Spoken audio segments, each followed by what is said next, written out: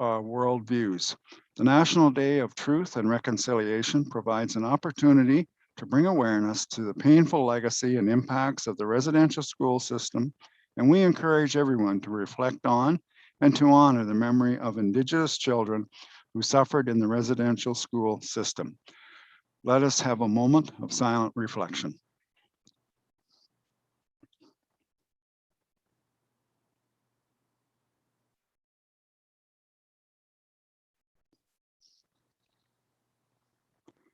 Okay, thank you.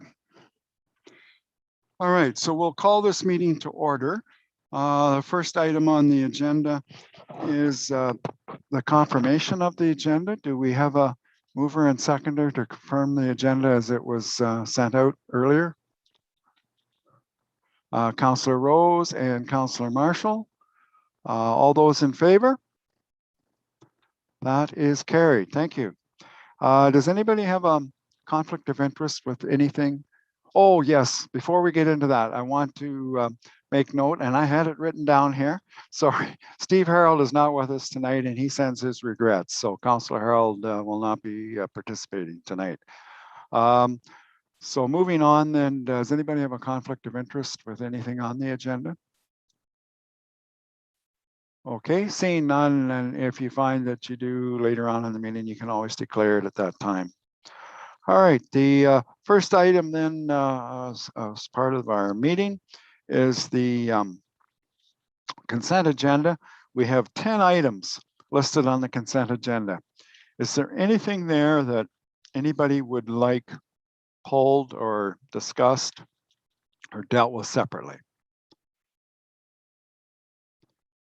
I don't see anybody's hands coming up. Okay, if there's no concerns, then a motion would be in order that we accept the consent agenda. Oh, we got everybody. I'll take Councillor Murray and Councillor Bell. All those in favor? That is carried. Thank you. All right, we have a delegation tonight, and our delegation is to do with the greenhouse gas reduction plan, and it's something that I think some of our councillors have been looking forward to or looking for it to appear. And Amara Kartik is here, and she's in the corner. Very good. She is the newly appointed, or relatively newly appointed climate change coordinator for Perth County. So at this stage of the game, I'm going to turn it over to Amara and let her do her presentation. So Amara, welcome to West Perth. If not in person, at least virtually. Thank you very much, Mayor McKenzie.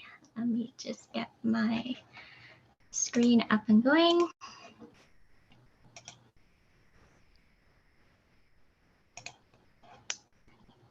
Is my screen showing? It looks good. Looks good. Great. Okay, good evening, everyone. My name is Amara Kartik. I am the newly appointed Climate Change Coordinator. And today I'm going to be presenting the Greenhouse Gas Emission Reduction Plan for the Municipality of West Perth. To start, the Federation of Canadian Municipalities and the ICLEI Local Governments for Sustainability established the Partners for Climate Protection Program, which was signed by the Municipality of West Perth in May of 2019. The aim of the program is so that the PCP members commit to adopting a community greenhouse gas reduction target in line with the Government of Canada's target, and in hopes to adopt a target that is similar or more ambitious. The PCP program is based on a 5-milestone framework that involves completing a GHG inventory and forecast, setting a GHG reduction target, developing a local action plan, implementing the plan, and monitoring and reporting progress and results. To date, 3 of the 5 milestones have been completed. Also, through the PCP platform, West Perth's community emissions were compiled and uploaded to the tool, which then assisted in calculating the total emissions from each sector. So this graph shows the total community emissions for Perth County, including the City of Stratford and Township of St. Mary's. All of the emissions calculated off of the baseline year of 2017. So as you can see from the chart, the greatest contributor to local emissions is a combination of all transportation. This includes on-road transportation, which is personal vehicles, as well as off-road vehicles, such as tractors and other agriculturally related vehicles. This makes up approximately 54% of the total emissions. The second largest contributor in the area is the building sector. So this makes up approximately 38% of the total emissions. And majority of these emissions come from sources of natural gas, propane, and fuel oil. And finally, the third contributor of the emissions is from solid waste.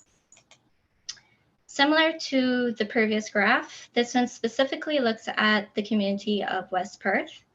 And the breakdown shows that it follows the same trend as the county-wide emissions, whereas the greatest contributor is transportation, accounting for 65%, which are the two yellow sectors on the graph, followed by the building sector of 31% and 4% from solid waste.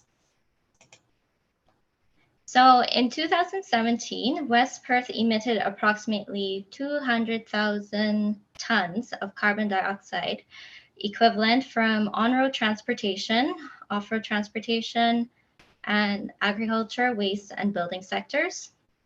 So this amount of emission is equivalent to approximately 47,000 cars driven for 1 year, or approximately 900 million kilometers driven by one passenger vehicle.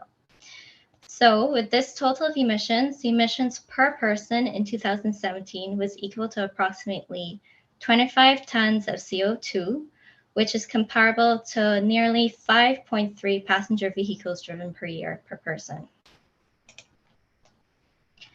With this growth rate and the emissions from 2017, the increase of emissions, if this scenario continues, could reach up to levels of 271,000 tons of CO2 per year, which is equivalent to 1 billion kilometers driven by an average vehicle in 1 year, or about 58,000 vehicles driven for 1 year, So the next few slides will show the projected emissions under 3 different scenarios and controls. The focus will be on the red line, which establishes that if the rate of emission continues as is normal today, then, for example, projected on this graph, which is the average yearly temperature, would be approximately 15 degrees Celsius. And what that means is that with a higher heat temperature, there could be significant health effects on the community. This graph is the indication of the average yearly ice days. And what this indicates that if the length and severity of winter over time decreases, so for example, a decrease in frost days means that the growing season in the area, though it will increase, it also means that there will likely be an increase in pests and also potential for vector-borne diseases. Less frost days also means that it will limit the type of plants and animals that can survive in the new climate in which we are accustomed today. This means that normal species we see today may not be able to survive in the future climate, affecting our ecosystems and biodiversity in our community. Finally, these 2 graphs show the projected cooling degree days and the days with a maximum temperature at approximately 30 degrees. And this indicates the amount of air conditioning that would be needed to maintain a comfortable temperature in warmer months. An increase in cooling degree days is indicative of a longer and more intense summer. This is important as an indicator for the health and environmental risk that would come as a contributor to these increasing days, as well as temperatures above 30 degrees can increase the risk of heat exhaustion and heat stroke. So the Greenhouse Gas Reduction Plan identifies various actions and strategies to move forward on increasing adaptability and reducing greenhouse gas emissions within the community. The approach to the GHG Reduction Plan is to ensure that there is both short and long range planning in programs and initiatives, to be constantly building and ensuring climate change is included in future plans, which leads to the next point of mainstreaming climate into practices, plans, and decisions. This is to ensure and to also ensure the smooth transition of climate change decisions. It is an inclusive plan that covers the likes of key stakeholders, individuals, and the community. So the plan is broken down into targets, actions, and goals.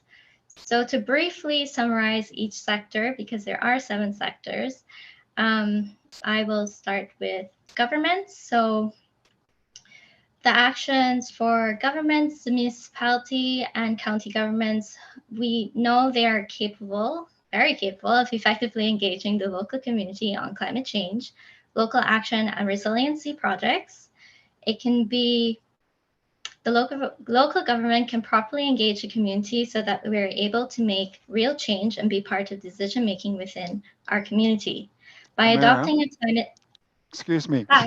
We lost you back about a minute or a minute and a half. We froze.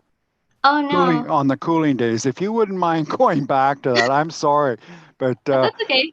We froze up here in the municipal office. I'm not sure if everybody else got it, but we didn't get it in the municipal office. We just we just went right off. So if you wouldn't mind starting there again, that would be great. Sorry. That's okay. Am I on the right slide? Is it this one? Yes, that's the one. Yes. Okay. All right. So these 2 slides show the projected cooling degree days and days with maximum temperature at 30 degrees Celsius. And what this indicates is the amount of air conditioning needed to maintain a comfortable temperature in warmer months. An increase in cooling degree days is indicative of a longer and more intense summer. This is an important indicator for health and environmental risk, as well as temperatures above 30 degrees Celsius can increase the risk of heat exhaustion and heat stroke. So this plan, the Greenhouse Gas Reduction Plan, identifies various actions and strategies to move forward on increasing adaptability and reducing greenhouse gas emissions within the community. The approach to the GHG Reduction Plan is to ensure that there are both short and long-range planning in programs and initiatives to constantly build and ensure climate change is included in future plans, which leads to the next point of mainstreaming climate into practices, plans, and decisions. And in order to help with the smooth transition of including climate change decisions, it is an inclusive plan that covers the likes of key stakeholders, individuals, and the community. So the Greenhouse Gas Reduction Plan is broken down into actions, targets, and goals. And this briefly covers, summarizes the actions for each sector, which I will very briefly summarize right now. So starting with government, the municipality and county governments are capable of effectively engaging the local community on climate change, local action, and resiliency projects. The local government can properly engage the community so that they're able to make real change and be part of decision-making within our community. By adopting a climate lens, such as the Clean Air Partnership, it helps to analyze the relationship between municipal decisions and climate change by projecting the probability of future decisions as it relates to climate change. The second is building and land use. So by establishing a green building standard, not only helps to boost the local economy, but also addresses the priorities that have been set through the development of this plan, such as air quality, energy efficiency, water quality, and solid waste. For business and industry, it is important that we support our local and small businesses, and this can be done through a green business hub, which allows businesses to track their carbon footprint And it is known that by implementing sustainable actions into businesses, it not only improves the business, but it also improves the efficiency and reduces costs overall, creating a circular economy.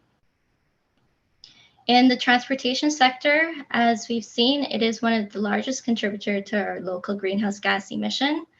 There is opportunities to push the reduction of this sector of emissions through supportive actions and policy implementation, such as creating better transportation routes and the installation of charging stations and the adoption of green vehicles.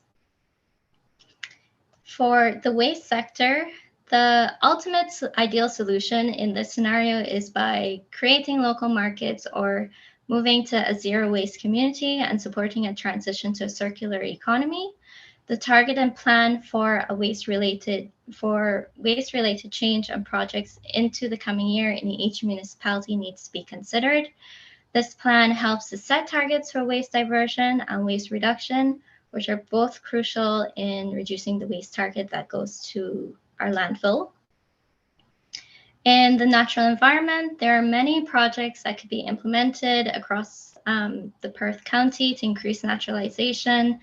Planting and renaturalizing have many co-benefits, and naturalization projects can often be assisted by local schools to help encourage deeper connection to the environment and allow an opportunity to teach about biodiversity and land use. The naturalization of spaces is important as it allows for natural and native biodiversity and ecosystems in the community to return and thrive. And finally, looking at the last sector, agriculture, the plan is to ensure that the farming community has access to funding and resources to help implement continued resiliency projects that reduce runoff, and in turn improve local water quality. So this would be adopting a plan such as, or a project such as the Perth County Clean Water Project Plan, which would be with collaboration from local conservation authorities. And to summarize the overall goals of each sector, so within the government sector, where the hope is to embed climate consideration into all municipalities and provide educational resources, the building and land use to create greener, more sustainable accessible and energy efficient neighborhoods, business and industry to support sustainability and climate action in local businesses, transportation, support and plan for future transportation changes, needs, and priorities. In the waste sector, to reduce waste going to landfill to become a zero waste community. Natural environment, preserve and improve natural ecosystems and assets. And agriculture sector to support local agriculture resiliency and mitigation projects. So this plan is intended to be a support for the community to lead in climate action and led by municipalities. The implementation strategy will allow municipalities and county to be leaders in climate actions while also allowing for shared responsibility of the implementation. This can also be supplemented through external organizations and to help partner to ensure a successful implementation, but also be used as an additional resource to ensure that our strategy is moving as it should. By being able to budget and plan for climate actions, which would be more accessible through the adoption of a climate lens. And it's also important to remember that there are many different avenues within the government for funding for green projects that are constantly being updated. And the overall message is through the adoption of this plan, it will showcase how our communities are all connected and working towards one ultimate goal, and that is to create a healthier and more prosperous future. And this can be done by adopting the Greenhouse Gas Reduction Plan. Thank you very much.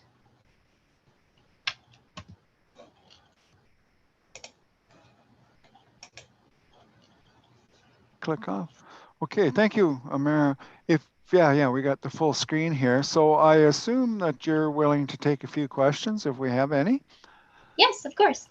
Are there any questions for Amara on this demonstration or the delegation that she had in slideshow, PowerPoint? Oh, sorry, Nicholas. Go ahead. Amira, I was wondering, could you summarize for us how we got to this point in terms of community consultation or county and municipal level council consultation? Who was involved in building a plan like this one that we're going to discuss adoption of? Sure. So the plan, the previous climate change coordinator had started the building of this plan. And consultations, there was a survey that went out in December 2020. And that was to get, I mean, in the breakdown of the actual plan, it is included the results from the survey. It was a community-wide survey that helped to understand where the focus really needed to be and what the community prioritizes. And this included farming community, business community, etc.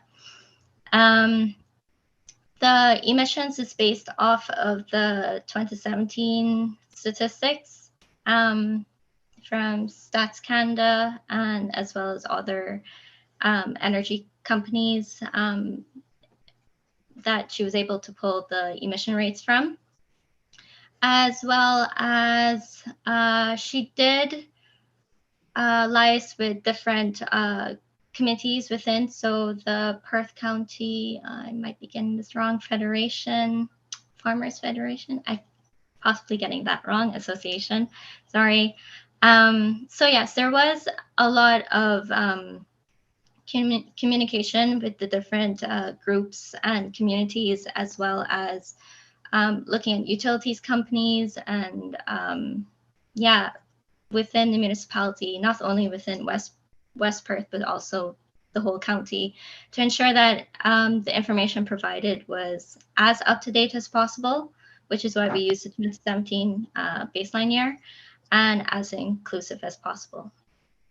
I think, Mayor, a presentation was made to the Federation of Agriculture, and I do believe the grain farmers, or the Perth County, what do we call it? Help me out here, Dean. Grain Farmers of Ontario. The Ontario tea growers. Was it the Ontario tea growers?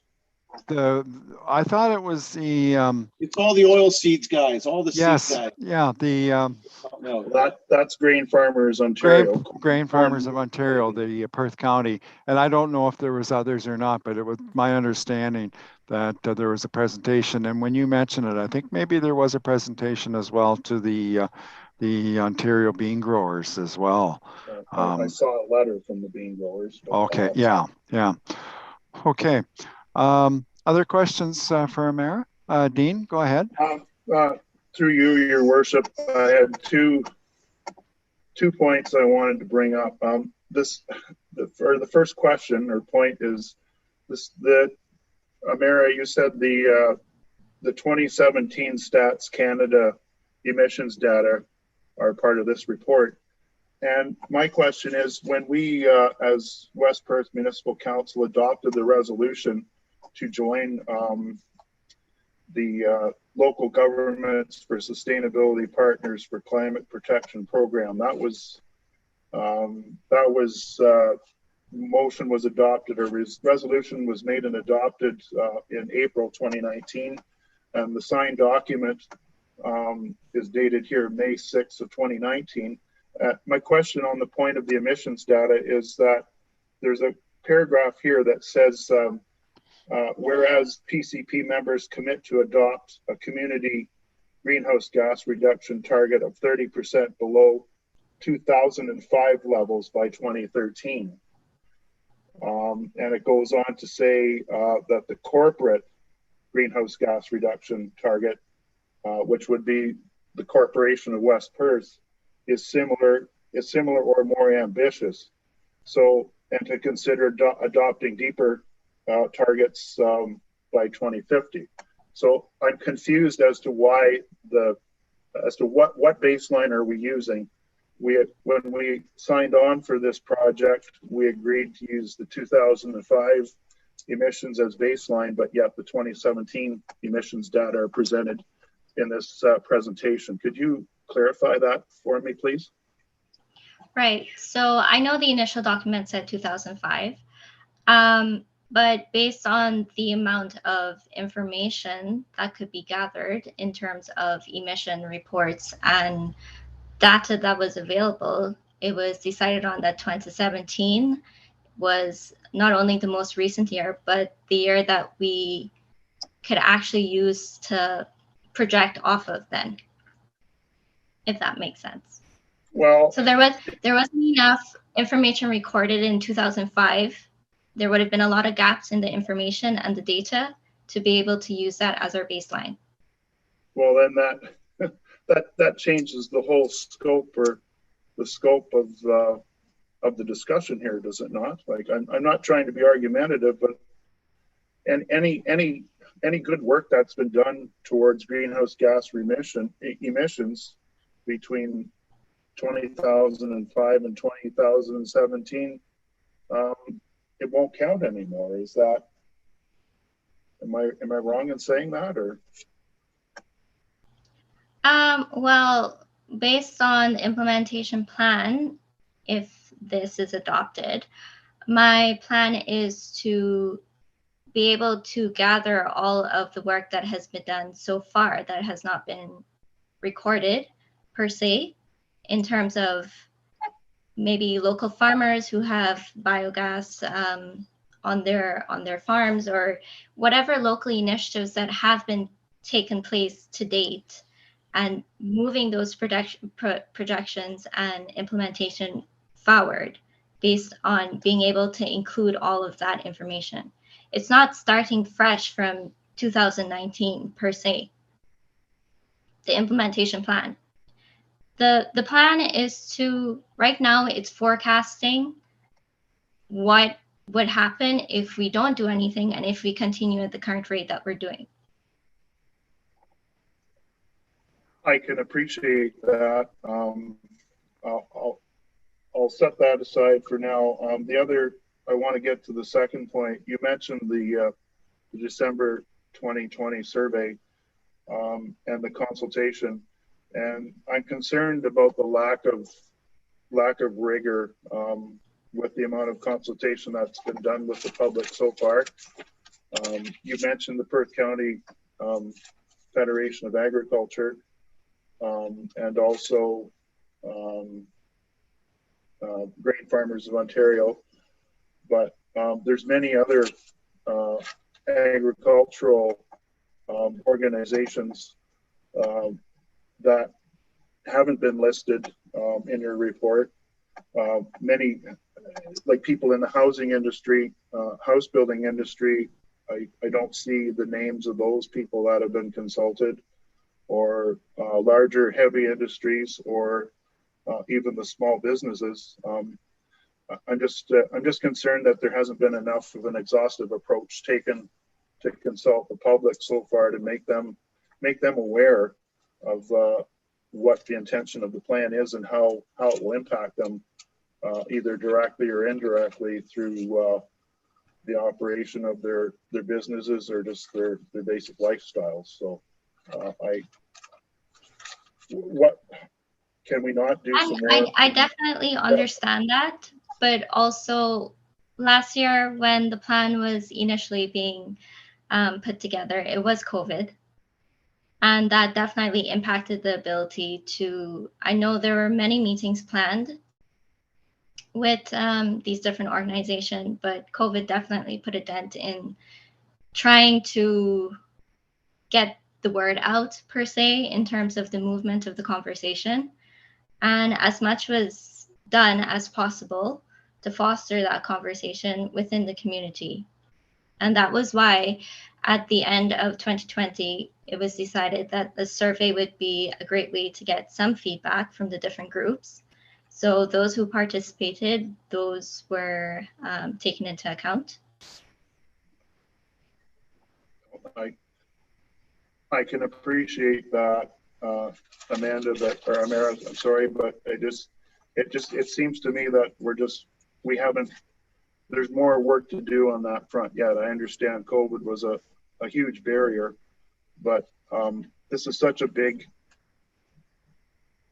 step that we're taking. It's going to impact people's lives, their families and businesses for years to come. And I'm concerned that we're moving into this just a little bit too quickly for the rest of the community to catch up and be informed of what's happening.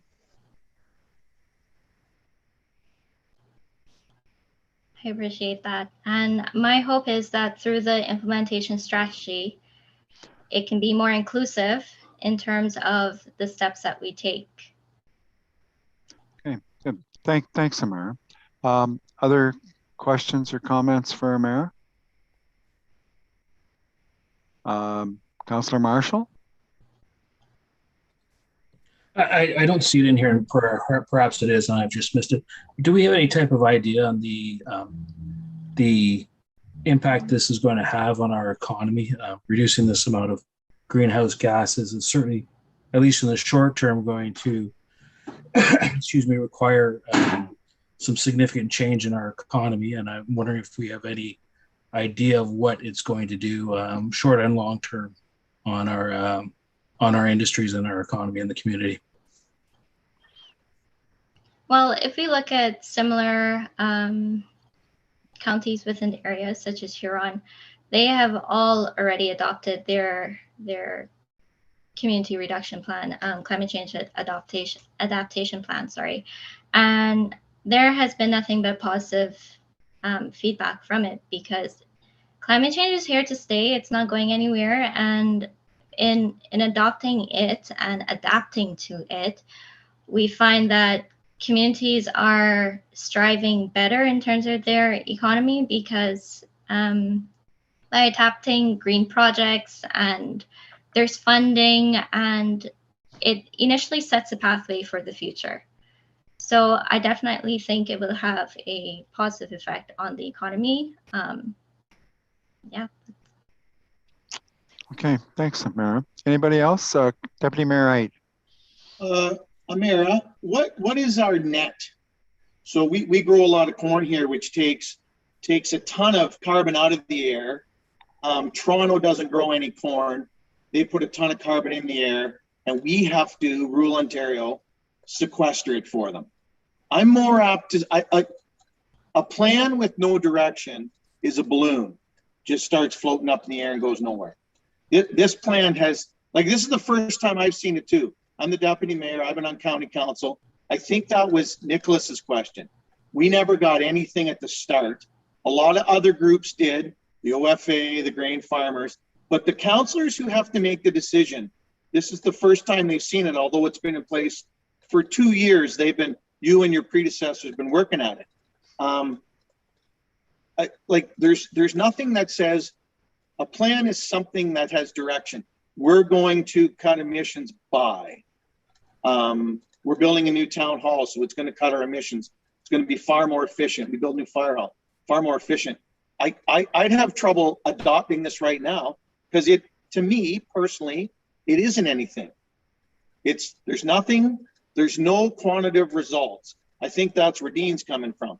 You got to say we're going to do X to get to Y, and to 2050.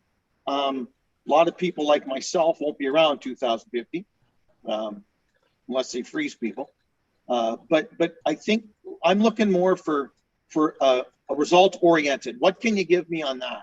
I know you just stepped into this job, but we have no previous knowledge of tonight, other than reading it on the weekend. I apologize for that. I cannot speak as why it was not circulated before, because I know the plan has been around for a little while. I know there was a gap between my hiring and when the previous coordinator left, so maybe that is why the plan was not circulated.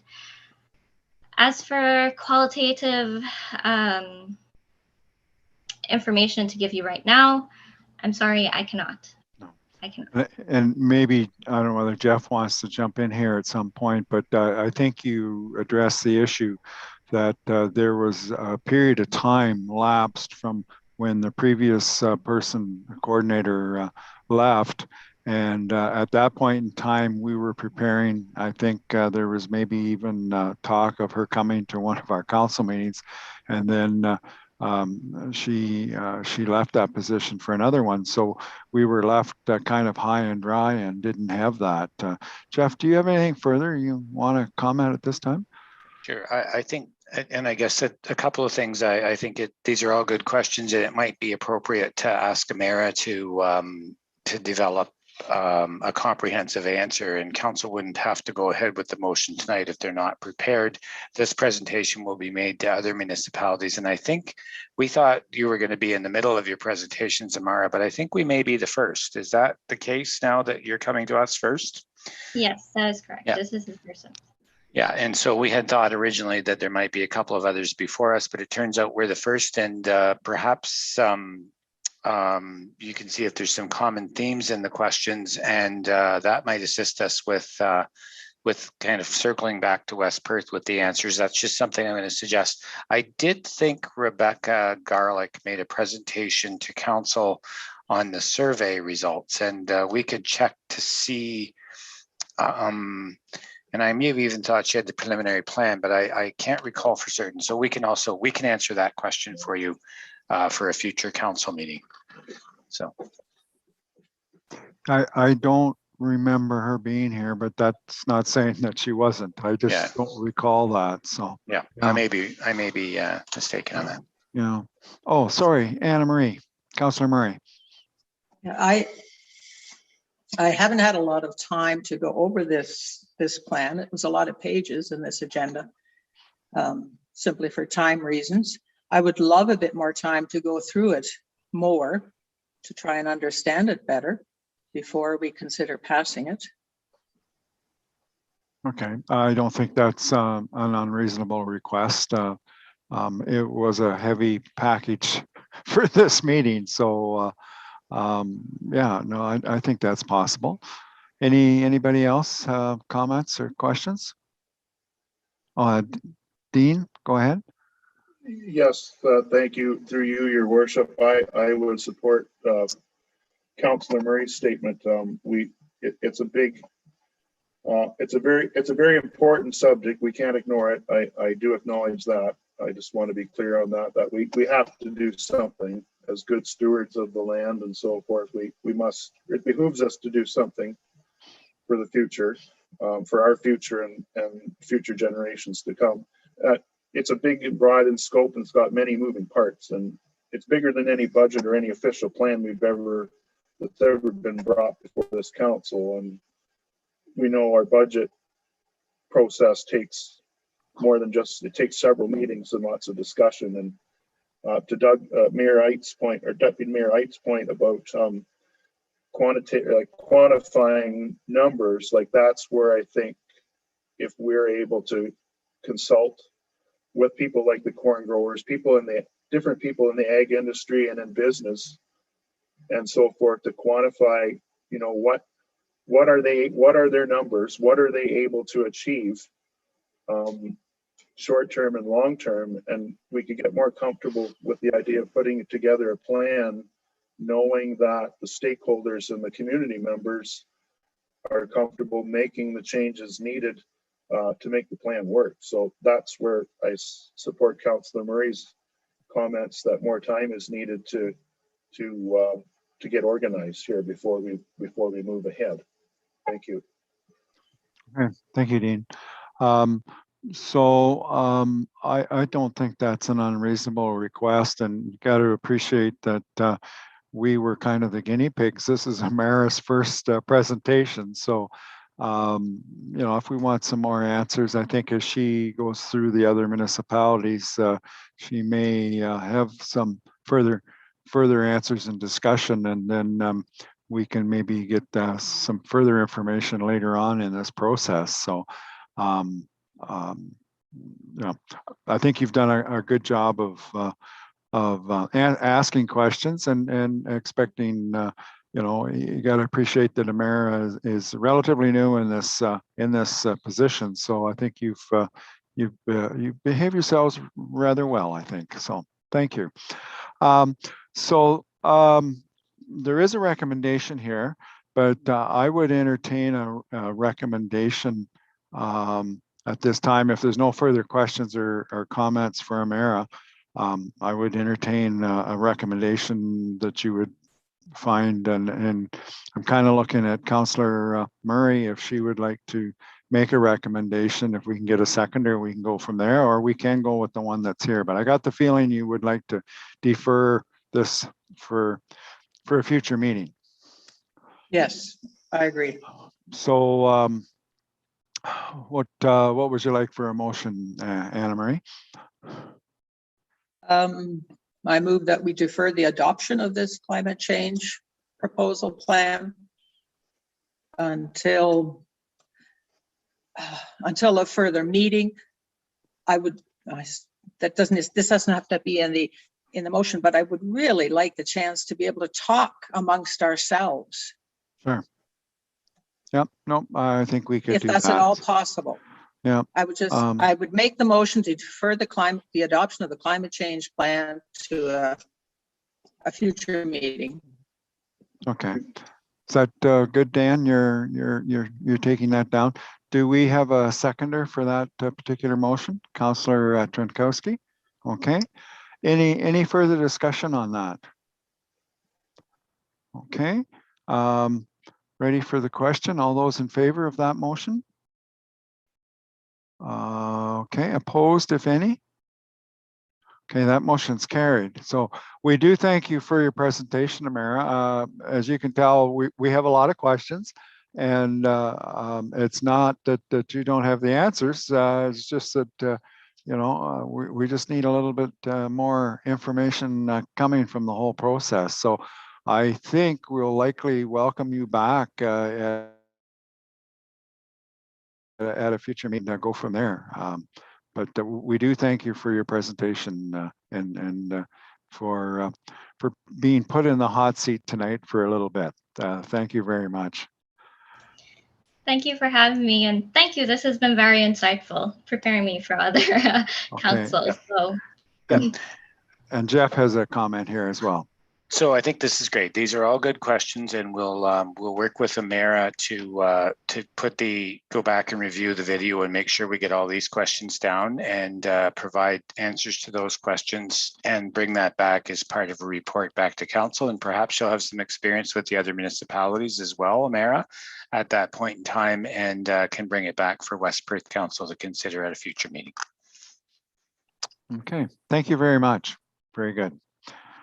Okay, moving on into reports. The first report we have is from Fire Chief. So Chief Hunter,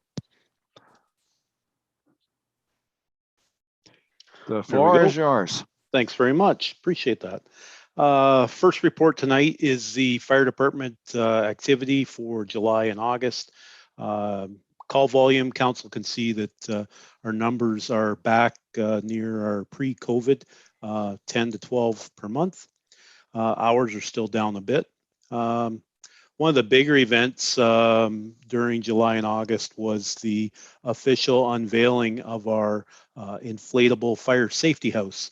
And we were fortunate enough to have Mayor McKenzie join us with Mayor Agates and all of the donators for a photo op, and very proud to say that the $15,000 firehouse was completely paid for through donations. So it's great what our community does to support us, and I'll gladly try and answer any questions.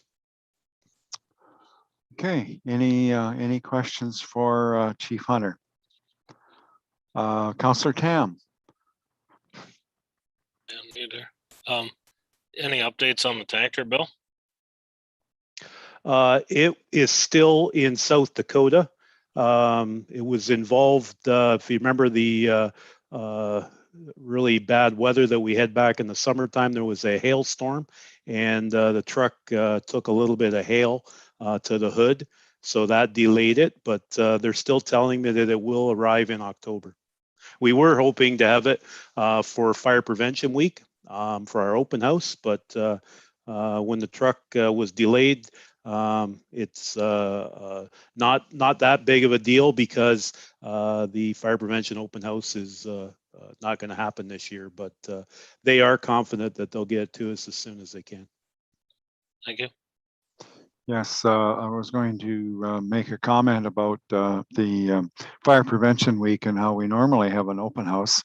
And we had anticipated that we would maybe be opening up the new fire hall for visitors and possibly an official ribbon cutting or whatever, but we're still in COVID and the way it is, and so it's just not going to happen at this time, which is unfortunate. But keep in mind, the best is yet to come. It was very disappointing to not do an open house.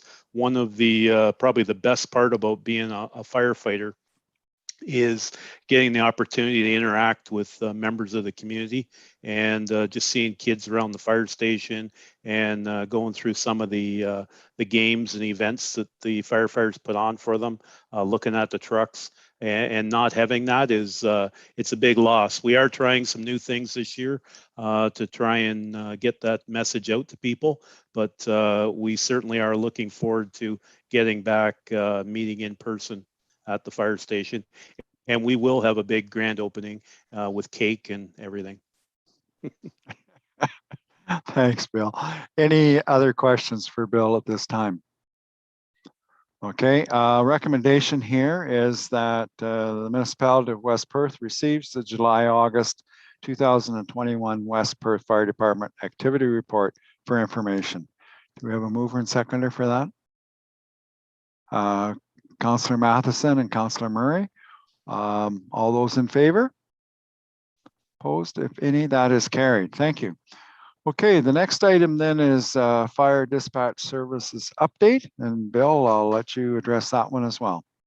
Sure, thank you. Oh, dozer's barking in the background, so hopefully it doesn't disrupt me too much. So this report deals with the fire dispatch services that we will be receiving from Owen Sound. It's basically a status update, just looking for council to receive it for information.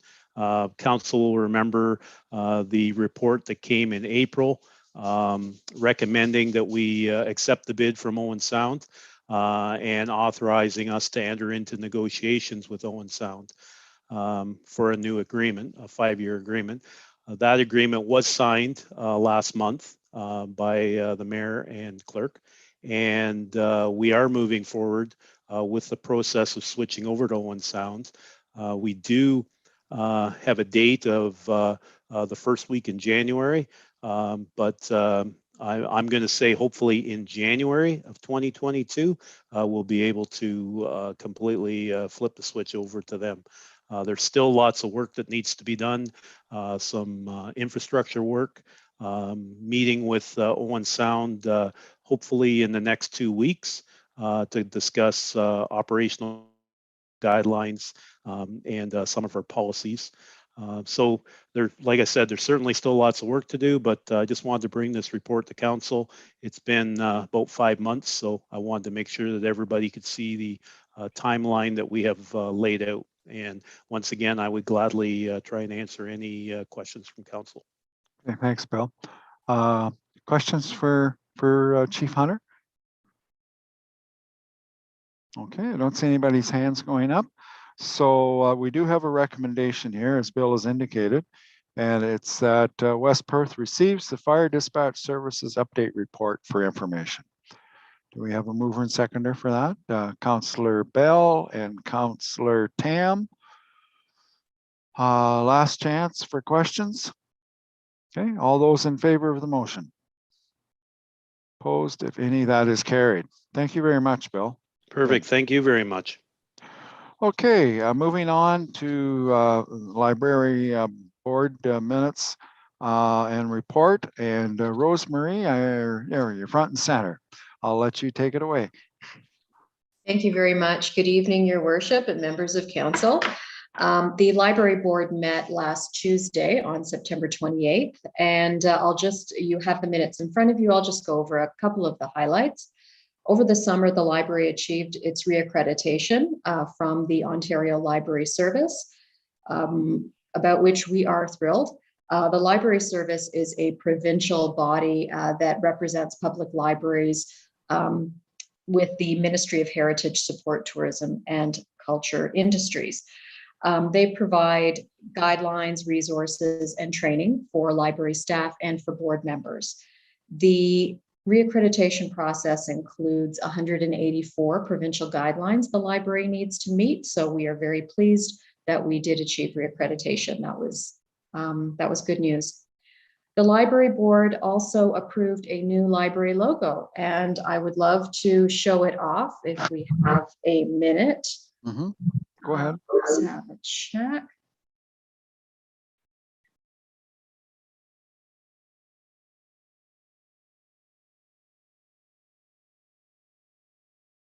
Okay, and I am not finding it.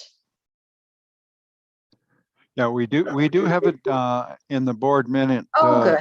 Meeting minutes. It's up in the corner there, but yeah. Excellent. That's true. Yes, it was. We were playing with it, so we put it on the document. Yes, thank you. Well, in any case, in our minds, the blue heron that you see in the library logo is the same blue heron that is in the municipality's logo, but for the library, it is in flight.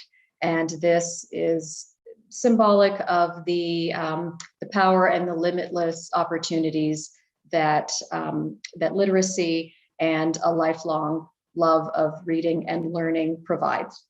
The background is blue and green. It is the same blue as the municipality's logo, and the green represents growth and agriculture and the natural resources found in the community. So you will be seeing that logo in all kinds of library documents, online, on the website, as well as in social media. So we're very pleased to be able to present that this evening. Very good, Rosemary.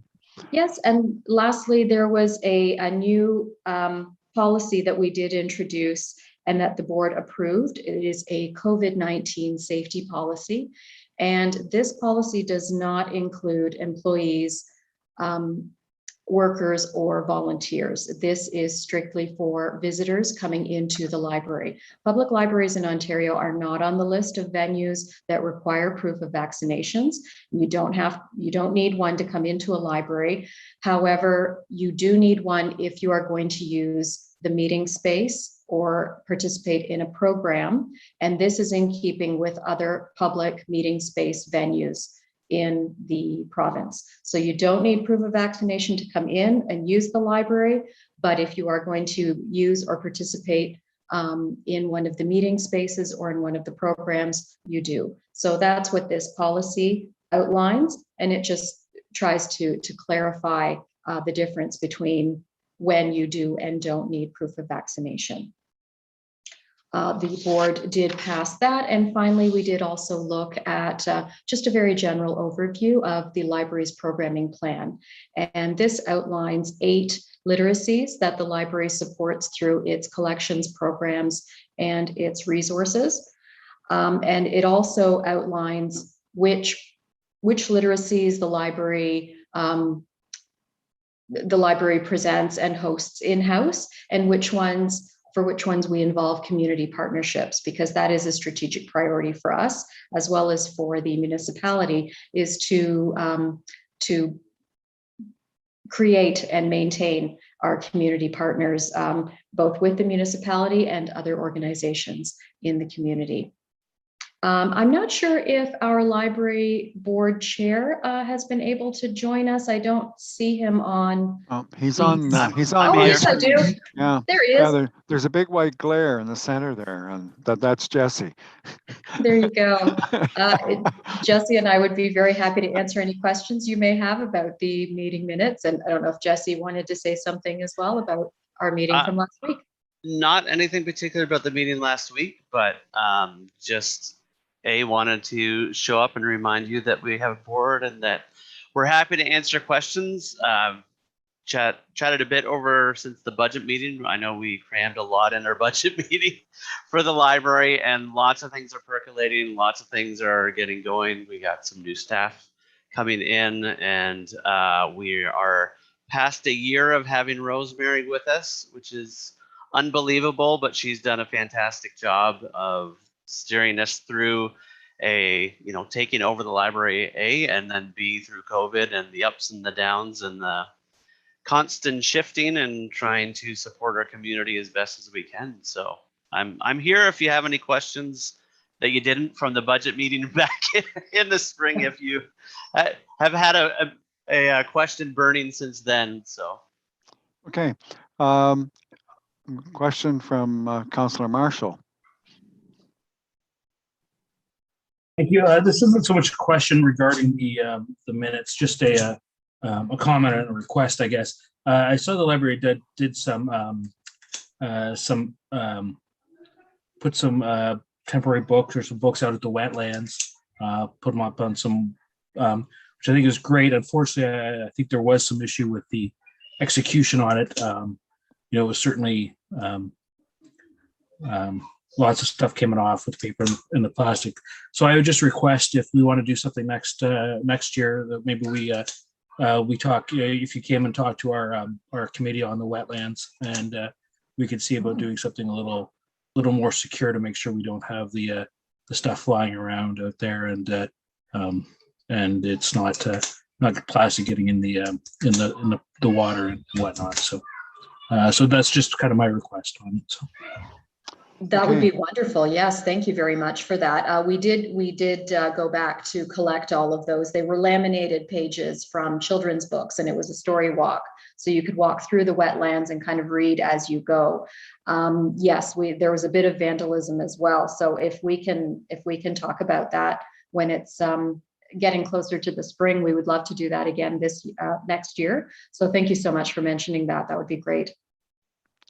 Okay. Any other questions for Rosemary? Councillor Stankowski? Thank you. Through you, Your Worship. A question for both Rosemary and Jesse. In the budget, we allocated additional funding for additional staff to increase the hours of availability to the library users. I guess my question is, have you seen a corresponding increase in the number of users as the library has been operating under increased or extended hours? The extended hours are going to begin on November 1st. We were waiting for the additional staff members. We could not expand open hours until that happened because we did not have the coverage. And that was part of the reason we asked for the additional staff members in the first place, was to cover those health and safety issues and to minimize the working alone situation. So we are going to go to our extended hours on November 1st, and we're very excited. Okay. Our new staff members don't actually start until Wednesday. So no one's met them except me at this point. Okay, thank you, Rosemary. I'd be very interested to see how the community responds to the extended hours that you're offering. I think that's a great move on the library board and library's behalf for the community. Thank you. Absolutely, thank you. And I can say our numbers for usage, we're already, we've got still 3 months left. Or already most of our usage are higher than last year. We really, when COVID hit, there was like, a dropout as everybody kind of panicked in March and April and thought, okay, 2 weeks and, we're going to be back to normal. But then even by the summer of last year, things were picked up. But then even with the lockdowns throughout the winter and spring, we saw our numbers gain back again for what, obviously not programming because we weren't doing buildings. But we did a great summer program in the park. Another thing that was, as far as I know, and Rosemary will correct me, was one of the only libraries in the county that offered any programming for kids and did it outside and was well attended. Lots of positive feedback. So that was also good just to re-engage those kids. Ours was the only library in Perth County that did anything in person, any kind of in-person programming over the summer. And because we had the use of the Lions Park, we were able to do in-person programming, even with the restrictions that we still had over the summer. And not one day went by that the summer reading coordinator did not receive numerous thank yous from the children's caregivers, thanking her for doing in-person programming, because that was very, very scarce over the summer, and we were thrilled to be able to do it. I think you did a good job of filling a void that was there, because people were just looking for something to do, and it certainly filled that void that was there, and I do thank you for that. Any other questions? Oh, sorry, Nicholas, go ahead. How do you plan to communicate the COVID safety plan that you have developed, and would it be in line with similar Ontario regulations for youth recreation, where 18 and under are not required to show proof of vaccination, but 18 and over for a program would? Is that where you guys landed on? The recommendation from the Ontario Library Service, and they're the ones who provide the recommendations to all public libraries in the province, because again, they're in direct contact with the ministry. So then they pass on to the public libraries what the ministry means when they put out the guidelines, because the libraries were not specifically listed as one of the venues that required proof of vaccination.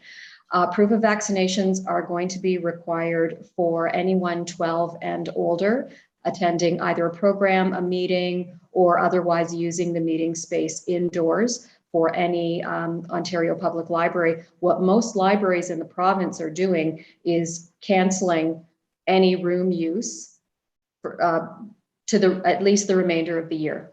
They're just not going to deal with it because that, I suppose, is perhaps going to be an issue in their community, or they have heard that it will be, or perhaps there are other concerns that they're dealing with. But a lot of them are simply closing their program room doors and their meeting spaces to the end of the year. We don't wish to do that. We don't have to do that. And so we do want to open up to a limited capacity. We are still in step 3, so we have to watch how many people are in the building and also using our meeting spaces. But we have had a couple of requests for meeting spaces from book clubs and that sort of thing. So we are going to honor those requests. We're very happy to have them come in, but there is going to be registration required. Face masks need to be worn, and physical distancing must be maintained. So as long as we can maintain physical distancing in our program space, we are going to permit people from to come in. But according to the Ontario Library Service, it's 12 and up for the proof of vaccinations, but not simply to come into the building. Okay. And if I could follow up, Walter? Sure, go ahead. So how do you plan to communicate that? And then isn't that rather exclusive that you wouldn't consider a testing method to have access to a program? So you're excluding some of the community that may not be able to get vaccinated, and wouldn't a testing method make it more inclusive? The rapid tests are not yet readily available to all organizations that are requesting it. They are not inexpensive. So if we can find a method either through a Chamber of Commerce or through the public health, we do still have to investigate that. At the moment, we don't have any children's programming planned, but that is something that we need to look at. In terms of communicating the policy, it will be on the website because it is now a policy that has been approved by the board. It will also be advertised through our social media sites, and it has been already communicated to the groups that have requested meeting space at the library. So they're aware of it. We will be putting it out there in all of our usual venues, and the rapid test is being investigated at the moment to see what we can purchase, and hopefully we are going to be able to do that at low or no cost, because this is not something that anyone has budgeted for, obviously, for this calendar year. And I'll just clarify with 2 points that speak to that. I was talking to Darcy today from the municipality, just getting some clarification. I haven't even talked to Rosemary about this, just on, because I know there's participants for sports and there's questions about that. So I brought that up with him today, just going like, where is that line and what qualifies and whether that would be a library program or in the community center or whatever. So he was going to check with public health, because he said it's like, yes, there's Ontario guidelines, but then there's also the immediate health. So he just needs time to kind of follow that up. That's definitely on my mind of trying to reach out to that segment of that 12 to 18 who are in a house that maybe for whatever reason, medically or in their family, and we don't want to exclude anybody. The other thing that we've done is we're also just extending curbside pickup for anybody that wishes not to enter the library, so that they're not cut off from the materials, so that they can still coordinate with the library if they are not vaccinated, or even if they're vaccinated and don't feel comfortable being in the library to pick up stuff, we'll still accommodate them in that. Okay. Any further questions? Certainly more than we've had. Nicholas, go ahead again. Yeah, I'll just follow up to that. You mentioned the ministry, one of them of Ontario, but one of the Ontario Ministry of Government and Consumer Services has rapid testing available to anybody that needs it at the moment. So I would check with the MGCS and I would encourage that we would be more inclusive using a testing method rather than being exclusive. Thank you for mentioning that ministry. Yes, we'll follow up with that. Very good. All right, anybody else? Good discussion. Okay, we have a recommendation here that the Municipality of West Perth receives a report from the West Perth Public Library Board meeting held September the 28th for information. We have a mover and seconder for that. Councillor Murray and Councillor Bell. Any further discussion? All those in favor? Opposed, if any, that is carried. Thank you. Thank you. Very good. Thanks, Rosemary. Thank you. Thank you, everybody. All right. The next item on is information from our treasurer with regards to the Modernization Grant. So Wendy, I'll let you take it away. Well, thank you, Mayor McKenzie, and good evening, Council. So just a verbal update on the report. The 2 items I just needed to bring a verbal was on the community benefit for $25,000, and this money was planned for 2020 to fund the implementation activities for the community safety and well-being plan. So that's where those funds are coming from. And then the building of $12,500 was the municipal share towards the Dublin washroom facility. And basically this report is to ensure that we have everything allocated for the initial unconditional modernization grant so that we can apply for projects in intake number 3. And in the report, I listed the criteria for intake 3, and staff prepared a list of potential projects. And we are just looking for direction from council to make an application. And with the understanding that 25% commitment is needed from the municipality, and those project submissions will be part of the 2020 budget year. So I'll gladly take any questions.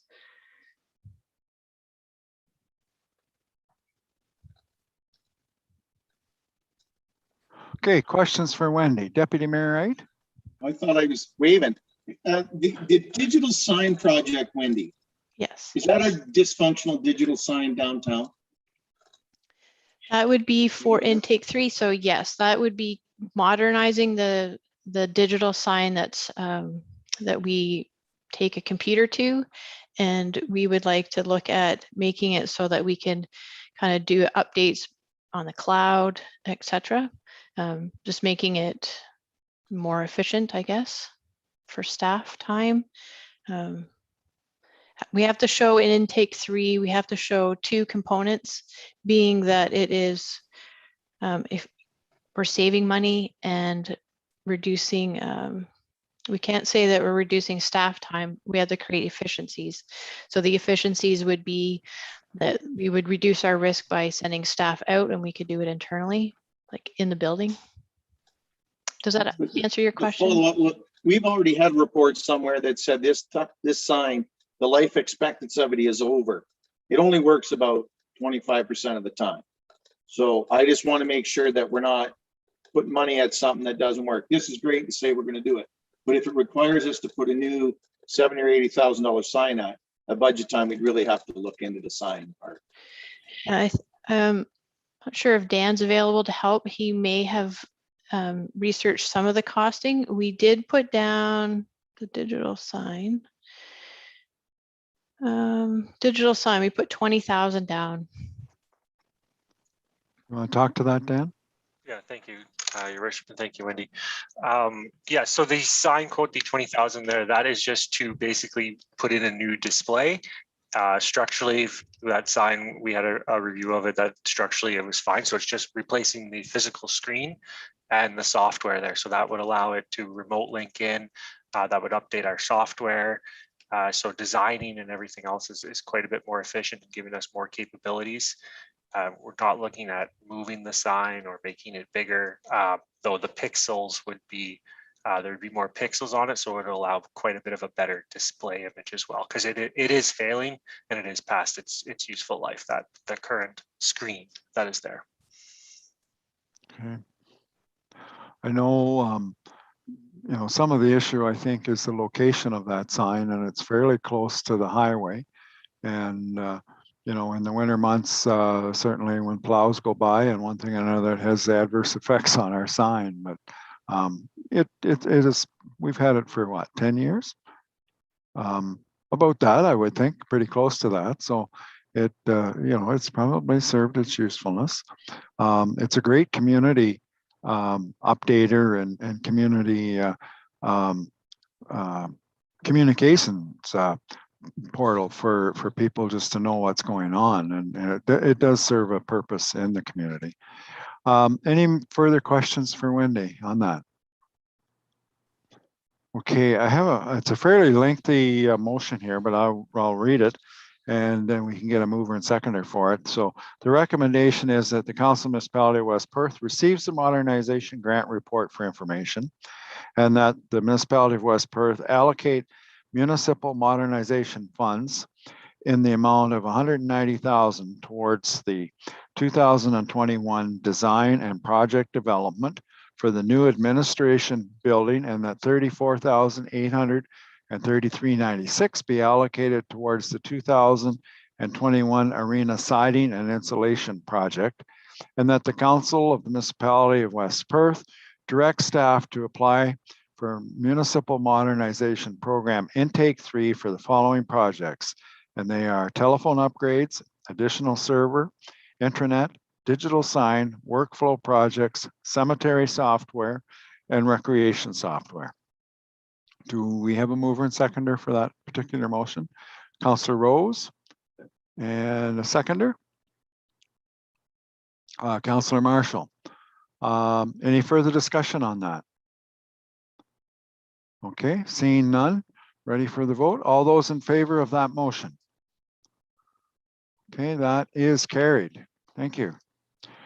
All right. And then the next is August budget to actual, and questions for Wendy. Is there anything there you want to highlight, Wendy? I just maybe in summary that all the transactions weren't processed. And so when you guys are looking at those budget to actuals, it was showing maybe unfavorable results, but once those transactions happen, it will correct itself. So we thought the best way to look at that was to actually show the revenue and the expenses separately, so they're not netting. Okay. So I'll gladly take any questions. Yep. Questions for Wendy on that? Councillor Tinkowski. Thank you, Your Worship. Thank you, Wendy, for reporting back on those questions I raised at the previous meeting. I guess the the way the numbers were presented in your report at last meeting, you were kind of mid-step, as it were, in the, I guess, the transfer of those numbers through the year-long accounting process. So that's why the high percentage and change, that's why it caught my attention. So I guess once we get more familiar with the new way of tracking and recording the numbers, it won't be such it won't be an issue going forward. So thank you for your explanation. You're welcome. And yes, definitely, it was just expenses. The revenue haven't been posted yet, but in changing out the view of the report, it should help as well because it won't be netting. Okay, anybody else? Any questions for Wendy? All right, moving on then. Recommendation is that the Municipality of West Perth receives the August budget to actual questions report for information. Do we have a mover and seconder for that? Councillor Chankowski and a seconder, Councillor Tam. Any further discussion? All those in favor? Opposed? If any, that is carried. Thank you. All right, next one is the Clerk's Department and Council Technology Upgrade. Dan, I'll let you talk about that. Thank you, Your Worship. We're here today requesting Council's approval to withdraw $4,000 from the commuter hardware reserve. Currently, that reserves around $34,000. We're looking to purchase 6 new iPads with keyboard cases. The reason being is that council technology is starting to fail. We have 2 instances right now where they have completely failed, and we suspect there's going to be more to come pretty quickly. And then we were looking at replacing the rest in 2022 as part of the normal budget process. Additionally, with this request, we're just bringing forward a house cleaning item, which is to merge 2 election reserve funds. So we have one reserve with $3,600 and the other reserve with $28,000, and we're just looking to merge those into one elections reserve. If there's any questions, I'd be happy to answer them. All right. Anybody have any questions for Dan with what's going on there? Councillor Vink? What iPad can you buy with case and keyboard for $600? That doesn't seem realistic to me. 4,000 divided by 6. Yeah, it's actually the brand new iPad. I think it was actually released last week. It wasn't shipping yet. That's our quote. I'm sure as many council is aware, Apple's not one to give discounts. When we do this is the smallest bulk buy we could do to get a discount on cases. And additionally, I'll add that this is coming with Apple Care as well on these products. And so with the, sorry. No, I was just going to say, how many would you like, Nicholas? Well, then I'll ask, is that the plan then going forward for the next term of council, is to switch back to Apple products? Yeah, we spoke with our IT contractor, and this was the hands down recommended device we go with, and particularly it was this model that was at the time it wasn't even released yet, but it was available for pre-order. And then we spoke with county IT staff as well, and they agreed that this was the best, and there was no issues for members of council that were serving on county council. It would seamlessly integrate with their systems as well. Councillor Tam? Would it be a good idea to get 12 or 15 or whatever of them then, Dan? We could. I mean, we didn't see the need. I don't think we're going to save that much more right now for the case and the bulk buy, because we're already meeting the requirement.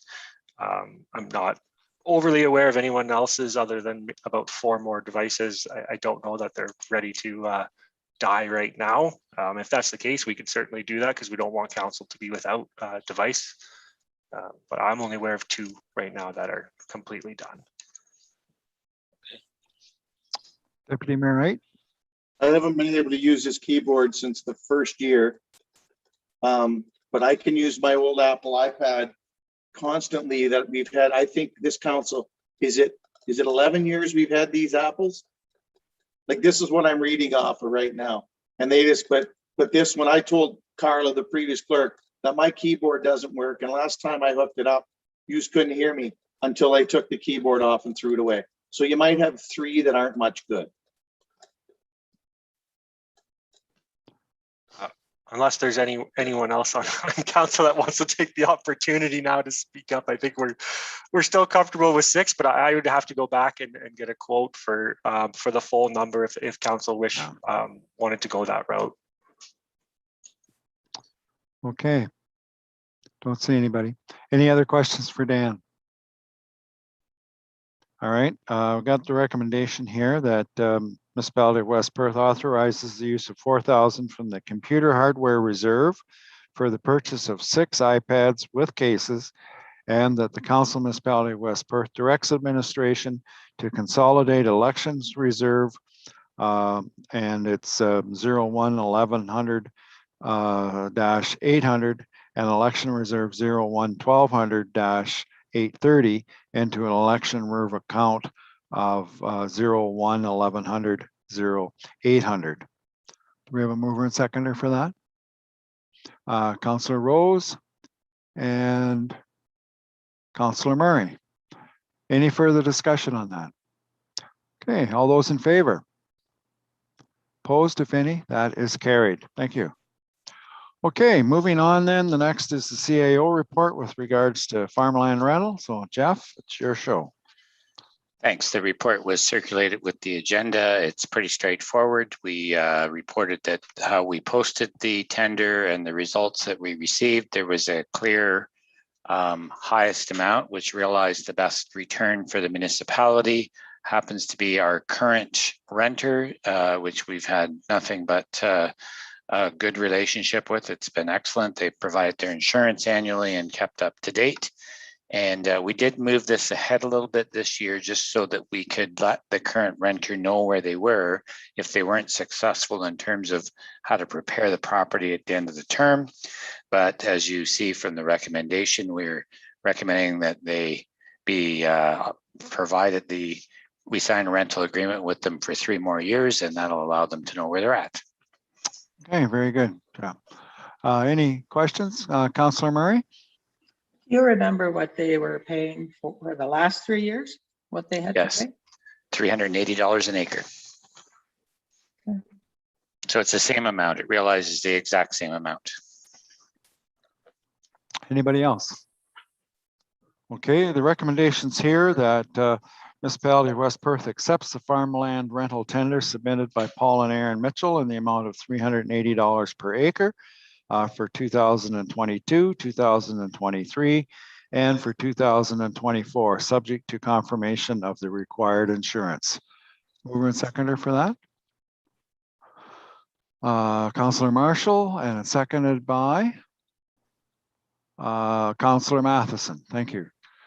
All those in favor? Opposed, if any, that is carried. Thank you. Okay, moving on. Next item is correspondence. And we do have correspondence or a letter from the Mitchell Lions Club with regards to the Santa Claus Parade. Get my right page here. Dan, are you wanting to talk about this one, or who wants, or Jeff, who wants to deal with it? I can. Okay, I forgot to turn my camera off, so I think I'm stuck with it. Sure, no, that's fine. So certainly we received the request from the Mitchell Lions Club. You'll recall that they ran a stationary parade last year, and in conversations with the club, and we have a really great relationship with the club, we asked that they provide a little more elaboration on, because they self-identified that there were some things, some lessons learned from last year about how they could keep the parade route moving quicker and eliminate any potential traffic jams, because it was successful. It was so successful that it was backing up traffic a bit much, and we just asked if they had considered how they might mitigate that and keep things moving. They were good enough to provide a number of ideas about how they plan to make improvements with this year's parade route. And so given that they've considered it, and I think their improvements are all very good suggestions, we would suggest that council receive this correspondence and we move forward. All right. Any questions for Jeff on that or with regards to the correspondence? No, it was a very successful venture last year, so much so that it just amazed them at the turnout, and it was similar in other municipalities as well. All right, so the recommendation here is then that the municipality of West Perth approves a request from the Mitchell Lions Club to host the annual Santa Claus Parade on December the 3rd, 2021, beginning at 7 p.m. Mover and seconder for that, please. Councillor Rose, and a seconder. Councillor Murray, don't everybody jump at once. All right, all those in favor? Opposed, if any, that is carried. Good. All right, the next is a letter from the Mitchell Business Improvement Area regarding downtown floral arrangements. And Councillor Bell, do you wish to talk to this one? Sure. As the letter states, we've had some inquiries from local businesses or downtown businesses as to whether or not we could spice up the downtown, for lack of a better word, a little bit more than it is, with a little bit more colors, a little more eye-catching. So in that conversation in our September meeting, we came to realize that we use the same vendor every year. I do believe it's Sebringville Flower Garden. So it was just brought by some of the businesses that maybe we could request council put it out to tender, or to request from some, to give more opportunity for some different ideas, some more brightness, and some local businesses to have an opportunity to, because I do believe, and I think I'm right, that we just usually give it to the same vendor every year. So we'd like to change the process a little bit. Okay, any questions for Sherry with regard to what the EIA wants to do there? All right, recommendation is that Municipality of West Perth approves the request from the Mitchell Business Improvement Area to pursue an expression of interest or tender from other greenhouses to decorate the planters and hanging baskets in the Mitchell downtown. Do you have a question, Dean? Sorry. I did. Sorry, I was a little that's delayed fine. in getting my hand up.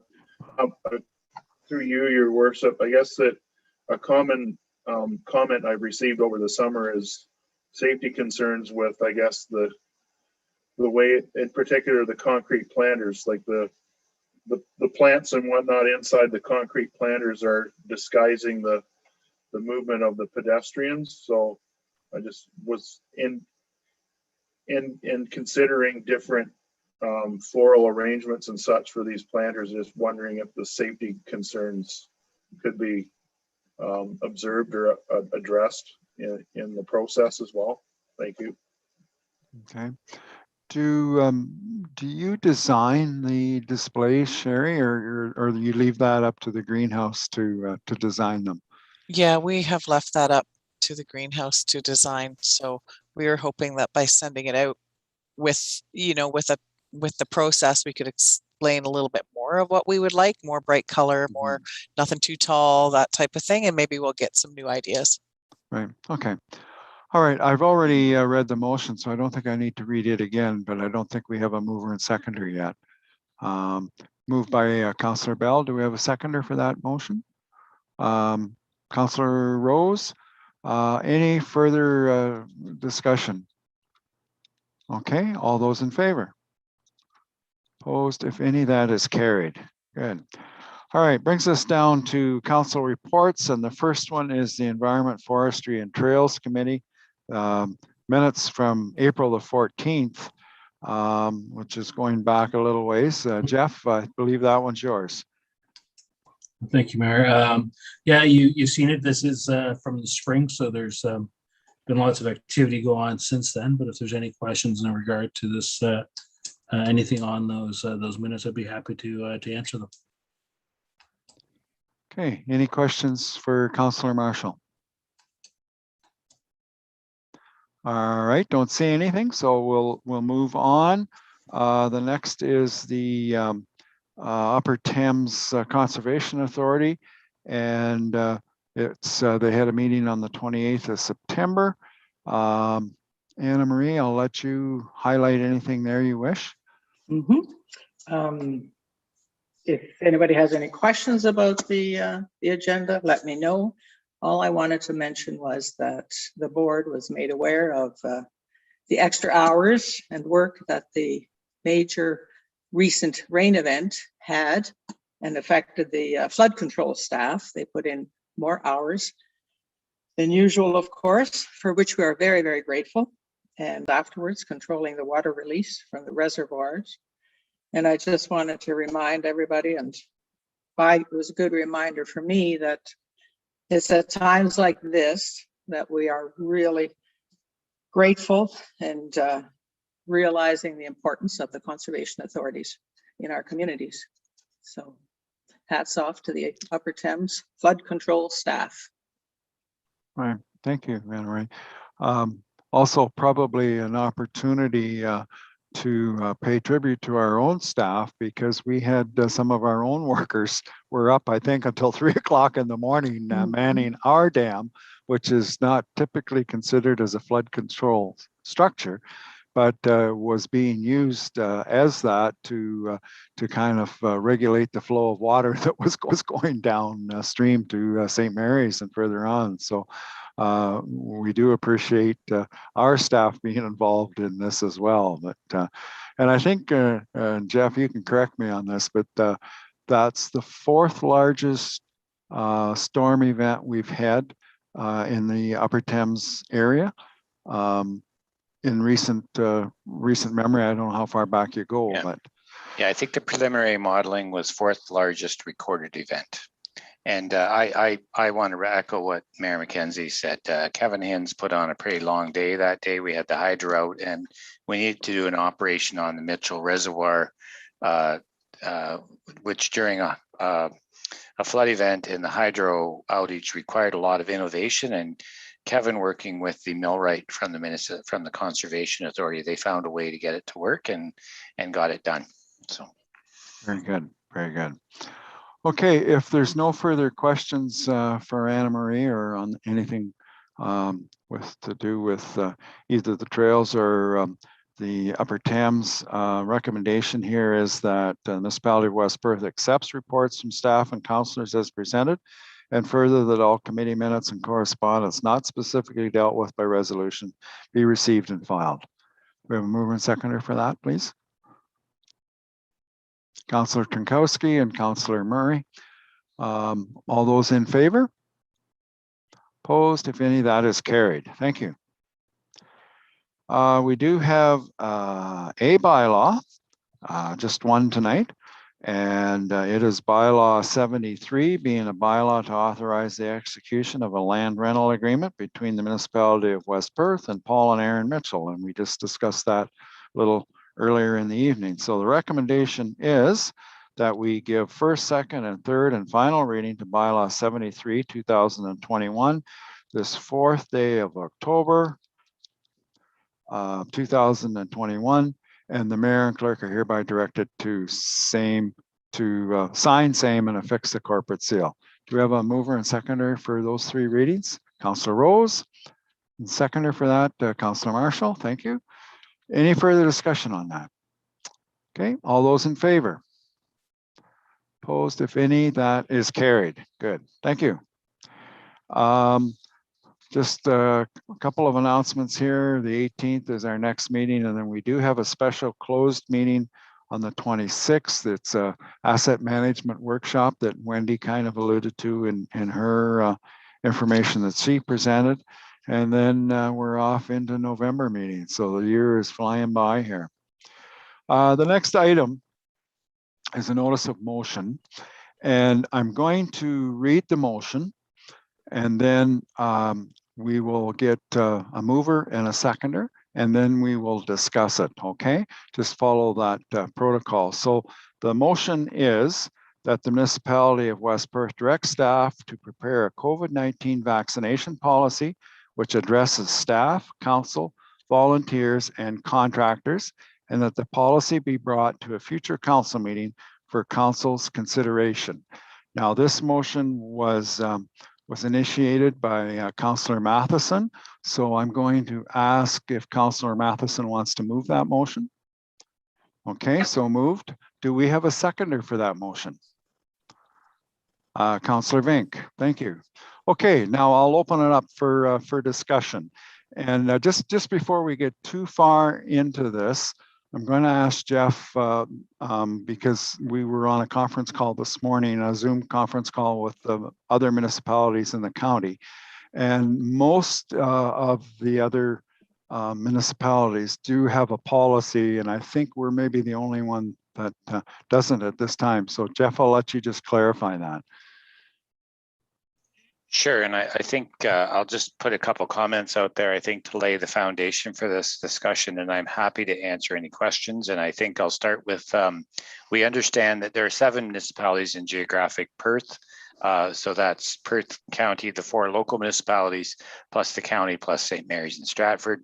We understand that 6 of the municipalities have adopted or are in the very final stages of adopting COVID-19 vaccine policies. In all cases, either their emergency management control group or council directed administration to prepare the policy, and that therein lies the significance of this motion. It's not mandatory that we have a vaccine policy, but it's certainly become clear that other municipalities are doing it, and our region isn't alone, and across the province there are many. So I want to make that clear. I'd also like to clarify, and this is a really great opportunity as the discussion unfolds for us to take really good notes, and we'll be able to go back and review the tape. Staff are prepared to develop policy if council so directs us. And the more sort of concerns or interests that council gets in on the table during this discussion, we can use that to guide the development of policy. In cases where there appears to be a lack of consensus or a split, we can bring options forward that offer a couple of choices for variations on the policy. And so our pencils will be sharpened up and we'll be going. And I think I can launch the discussion for Councillor Matheson by indicating that I would encourage you to remember that there are vaccine policies which address vaccine requirements and vaccine expectations and, you know, proof of vaccination and things like that. And then there are mandatory vaccination policies. And these are different things. A mandatory vaccination policy would be a very rigid policy that required all staff to be vaccinated or be subjected to some kind of consequences or timeline or training, but ultimately perhaps sanction. And a vaccine policy would talk about expectations and can have training and mandatory education sessions and things like that, but it could stop short of requiring mandatory vaccination and allowing alternatives such as rapid antigen testing. So the choices that are before you are really a policy that's framed on making vaccination a mandatory decision that council makes for staff. And I believe one of the municipalities at least, and perhaps 2 in Perth, have gone that direction. Or the alternative, which is we encourage everyone to be vaccinated. We require them to disclose their vaccination status, and but we allow time for implementation, but we fall back on rapid antigen testing as an alternative to vaccination, which does come with its timing and cost implications for the employee, but it's not as rigid as mandatory vaccination. Those policies are all related to policies for employees. We will also bring back policies for volunteers, policies for council, and policies for contractors, because I think that comes in the package. On the topic of council, I'll certainly look to council to give me some indication of what they'd like as a policy. And in the absence of any direction, if council directs me to develop policy, we'll bring back policy similar to what other municipalities have for that and volunteers. And I just want to mention on contractors that I wouldn't recommend that we throw a very broad policy on contractors, but rather are very selective about how we apply that policy to only be applicable to contractors that would be coming into our workspace. So frankly, I don't think we'd be in a position and wouldn't want to put ourselves in the position of asking our pavement contractors to demonstrate to us that their staff that are in their trucks and will never enter our facility are vaccinated, and the same for building contractors, such as our contractor that's working right outside the window of the office here. I think that's beyond our intent of having this policy apply to contractors. I would only apply it to our internal facilities. So with that sort of launching, I think I'll turn it back over and try to answer any questions that anyone has. Okay, I'm going to let Cheryl have the first kick at the can here. It's her motion, so I'll let you start the discussion, Cheryl. I actually wanted to bring this motion forward just to get this discussion, actually, that Jeff pretty much covered every option in what I was about to say. But anyways, that's kind of where I was intending to get this on the floor. I know that, and to have some type of a direction policy and what the municipality's expectations are. There is a lot of variations from mandatory. There's 4 people in my household, and 3 of us are in the mandatory must be vaccinated category. So there's things that repercussions from it. So that's, I guess, where I am coming from. I'm just wanting to think that as a municipality, we should be addressing and putting some type of policy. I don't think COVID's going away anytime soon, and what changes are happening all the time. So just a good, healthy conversation of what type of a policy would be looking at. And with Jeff's information that he just gave us, I think we can go from there. Good. Okay, thanks, Cheryl. Councillor Tam. Yeah, I'm all for some kind of a vaccination policy, but I think rather than say it's mandatory or termination's imminent, I'd rather create a provision for rapid tests paid for by the municipality for a specified amount of time before reporting to work, and then it becomes the employee's responsibility after a certain amount of time. Other problems that I foresee would be employee leaves of absence. I've heard of other places that they put it in, and then the next day the employee comes with a doctor's note that they're on stress leave. And contractors and subcontractors, that would be a gray area. And I'd also like to know for sure what OPP are. And I'd also like to know, is there an arm of the municipality? Okay, just one question, just for clarification. You said that the rapid testing, you would expect the municipality to pick up that cost? For a certain amount of time. That's what a lot of the policies are. Okay. 60 to 90 days. I think it's $99 a test. I don't know whether, well, I really shouldn't comment. I heard less than that, so I don't know. But any I've heard is that, as Jeff indicated in his comments, that it would be up to the employee to pick up that. But that's an option. Councillor Marshall had a question or a comment. My question is actually for the current provincial regulations on it. Are public buildings considered? Do you need to double vax or proof of vaccination to enter them?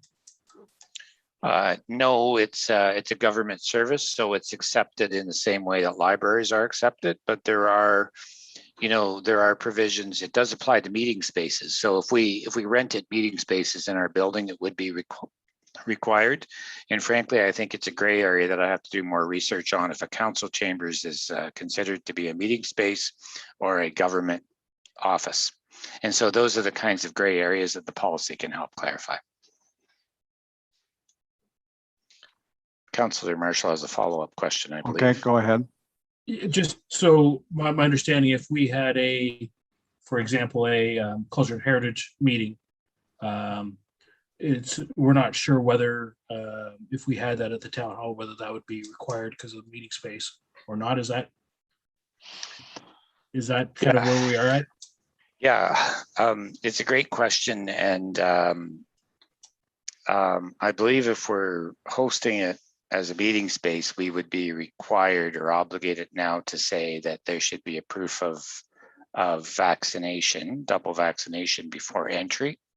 And, you know, we're in the very early days of implementing this, and we still have to figure it out because municipalities, unfortunately, are left with a lot of gray area to interpret. And I think the policy will help us in that respect, but it'll take away the gray area, but we're going to have to think through all the potential examples in order to make good policy. And the option is always there, I guess, Jeff, too, that, you know, you can make it a hybrid where they can join either in person or by Zoom if they so wish, and we can set that up. Dan, you look like you had a comment to make. Am I correct? Go ahead.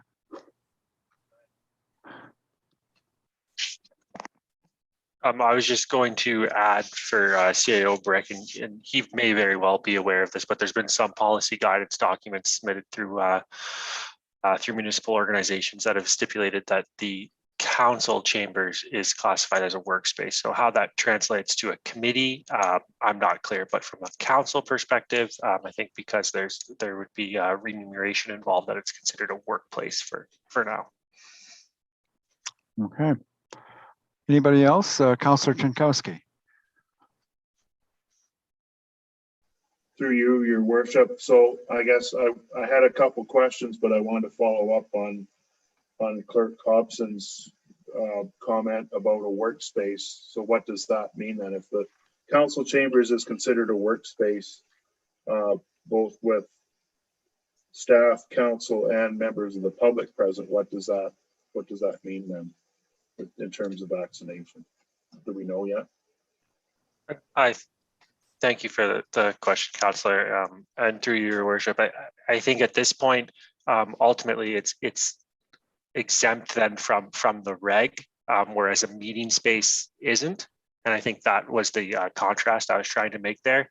But I think ultimately, to get to the root of your question, that's a decision of council and a policy of the municipality of how that council chambers that would act. Ultimately, what I'm saying is that the regulation has deemed it open, basically, for council. Okay, thank you. Again, so I guess that leads up to the point I was going to make, your worship, and to the rest of council and to the rest of the public that are viewing the meeting either live or will be doing it later. I think Councillor Vink, he said it the best there during the library discussion. I'm just turning my note page over to where he said he would like to see the library encourage a situation that's being more inclusive and discourage any situations where it's being exclusive to the public. And I refer back to my closing comments in December 2020 when the mayor asked for our closing comments for the year, and I commented at the time that going forward, I didn't wish anybody to be left behind. And I truly and sincerely mean that. Going forward, I don't wish anyone in our community to feel left behind whatsoever through the participation of our meetings, our committees, our volunteers, and so forth. I've had more people come to me in the last 8 weeks than I have in all of my 7 years of council with their questions, their frustrations, and their concerns. And I just wanted to communicate that to everybody present, that we can't leave anyone behind, and we need to adopt our future actions. We need to govern ourselves accordingly. Thank you. Thank you, Dean. Anybody else? Councillor Rose? I've also had people stop at my place of work and speak to me about things that we have been talking about, as well as phone calls. And again, it's similar that some of them would feel excluded if for whatever reason they don't have the vaccination. And we really got to be careful what kind of policies we're making I think, in that regards. Okay, Councillor Marshall. I would certainly not be in favor of us mandating that our volunteers, people who aren't necessarily coming into buildings, that contractors who don't work for us, mandating that. But we also have to remember, for those who are going to be in buildings, working alongside other people, that, as we said in the last meeting, it's not just their rights that are being affected, it's their co-workers' rights, their right not to be put at risk.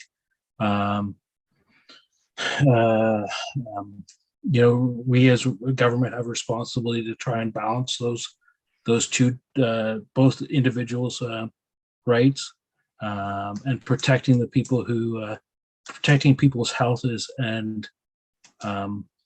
a major responsibility for us. We can work with our employees to make sure to try and deal with that. That's great. We certainly don't want anybody to be excluded, but we do have a responsibility to protect the well-being of our employees as well. So that's something that we need to be aware of as we develop this policy. Okay, thank you, Jeff. Councillor Rose again, sorry. I was just going to further what Jeff was speaking of. Every day when I'm at work, I have people constantly coming and going. If we use the mindset that we're proposing, does that mean that nobody's allowed at a place of work then, when you open it up to the public, that they're putting us at risk? Is that what everybody's proposing then, that if you're not vaccinated, you have to stay home? I'm just like, where do you start, where do you end? Do you want to answer that, Jeff? Sure. Sure. I think you would have the choice of the policy being, the provincial minimum is the provincial minimum that's laid out in the regulation. And really that's the foundation for what we're working here. A policy for staff goes beyond the provincial minimum for recreation and those kinds of activities, and goes into setting perhaps more rigid standards for workplaces. And that policy is optional for this council. I've indicated that other councils in the area have made them. Some of the policies, and I'm going to break it down into the 4 groups just so that there's good clarity. So when it applies to staff, some of the policies have been very strict in terms of you either get vaccinated or there are consequences for your employment contract, and some are less strict in terms of vaccination is what we would recommend, and that would make you safer and everyone safer in our opinion. But we'll go with rapid antigen tests either for a short period or perhaps for the whole period that this policy is in place. We will take either vaccination or you will need to be tested, but that's the balance for promoting safety. Now, we would then want to have a policy for council to make it clear, and council is not technically staff, although they come into this staffed workplace, and council receives some compensation. So we've got to think about council when we have a policy that says, yes, you need to be vaccinated to attend a council meeting in person, or if you wish to attend a council meeting in person, you either need to be double vaccinated or have a rapid antigen test. That's probably a manageable policy, and those are the 2 choices. For volunteers, it's very similar. Councillor Marshall's example of the Heritage Committee is an excellent example of one of our committees that is made up of volunteers. There's no financial compensation, so it's not a place of work. So having a policy for volunteers is a good clarifying tool. And all these committees have the choice of meeting in person or meeting by Zoom. Zoom's been working well, but if they ever want to meet in person, I think we'd want to have a policy framework to guide, what are we asking you for at the door? Are we asking for proof of double vaccination or you don't come in? Or again, are we asking for proof of vaccination or a rapid antigen test? And if you have either of those, you can come in, and if you don't, we're going to have to ask you to participate by Zoom, or we have no policy.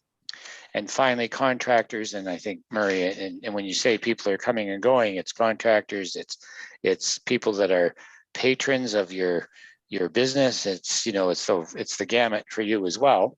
And so in the case of contractors, I would say to you that I wouldn't support having a policy that dealt with people that aren't coming into our closed workspaces. So in other words, to come to do work in the arena for us or come to do work in a municipal office in our facility. I don't think we'd want a policy that sort of created requirements for those workforces that frankly are probably a very, very limited risk to our workforce and our community, and are not really within our control to check. I think we would lose contractors because they'd say, we can't verify for you that wouldn't happen. But I think that we could have the choice of having a policy that says, if you come into our place to work on our equipment, we are going to either have proof of vaccination, double vaccination will be asked for on a form at the front door before you come in and work on the photocopier or test the elevator, or are we satisfied with rapid antigen? Or as an organization, do we wish to not have a policy at all and just do the screening? Because we're not required to have that policy because they're working. So I apologize for that being a complex answer, but I think what it does is it lays the framework that there are 4 different groups for policy to be applied to, and there are choices for all 4 groups that we can bring back as policy prescriptions for council. I'm getting a really good sense that there seems to be a consensus around vaccine. Mandatory vaccine is not, the speakers so far haven't spoken in favor of mandatory vaccine, but perhaps a policy which has options such as rapid antigen testing. So. Councillor Tam. When we see the report, I'd also like it to include if there's any possibility for funding, like the COVID for testing. Like we pay almost $2,000 a week for a security guard at the arena out of the COVID restart funding. So I think that'd be a fair place to look to see if we are putting a timeline on something along that line. Fair enough. And I think the number that I heard for rapid antigen testing was $20 a test, and I could be wrong. And we heard tonight from another speaker and an earlier matter, Councillor Vink, who indicated another potential source for rapid antigen tests. And I think there was a reference earlier to the Chamber of Commerce being a source of rapid antigen tests. So we have a number of bits of research that we need to do, and it's a great question. We do have some COVID response funds left, and we are eating them. We are chewing them up as we continue with having security at the arena. And, and I'll say we don't have an arena update. That's been going very well. In fact, we've received lots of encouragement for what we are doing as being the right thing, and encouraged to continue and check close as opposed to not do it. That's what we're hearing as staff. But there's got to be a point where we have the pattern established and we can stop doing it with security, but we also then have to make a staff person available who does the checking or come up with some system of ensuring that we're meeting our due diligence to ensure that the people that come through the door have been confirmed to be double vaxxed, or else we're not following the minimum legislative requirement of the province. So we're working on how that will transition from very rigid policy with a security guard at the beginning to policy implementation with other methods of implementation. And so this is a moving target, and I think any policy we write for staff, council, volunteers, and contractors will also need to be a living document that will need to be reviewed and kept up to date as the regulatory framework no doubt changes. Okay, anybody else?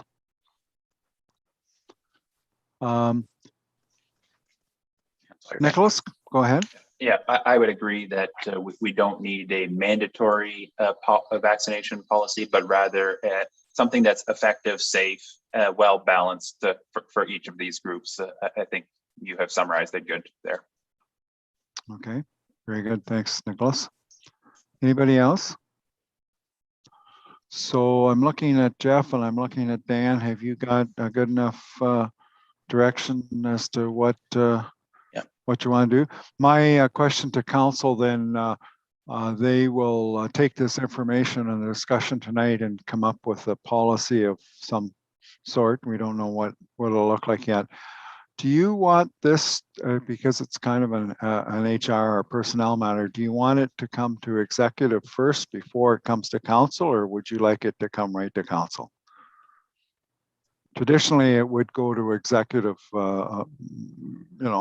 matters like that would go to executive first, but get it flushed out and then come to council. Councillor Jankowski? I would appreciate if this were brought to council as a committee of the whole, so that we can all see it at the same time and discuss it at the same time. Sure. Nope, that's not a problem. We can do that. So Deputy Mayor Wright?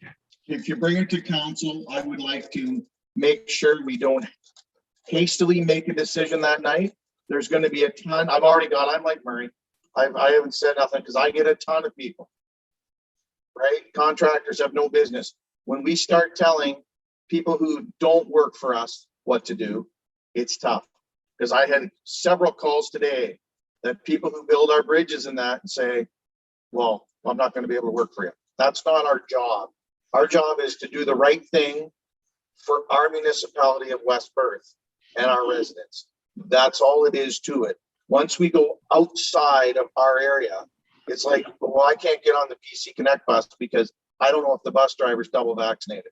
She's an employee of the here in Perth County. We have to tread lightly and make sure we do it right, because there'll be a ton of repercussions. And I have a provincial office in my building, and it requires no proof of anything to go in, as we all know. And I can't ask a person to wear a mask because they don't have to tell me if they have an exemption. So it's very difficult in this big scheme of things tonight. And Jeff will do his best, probably take him.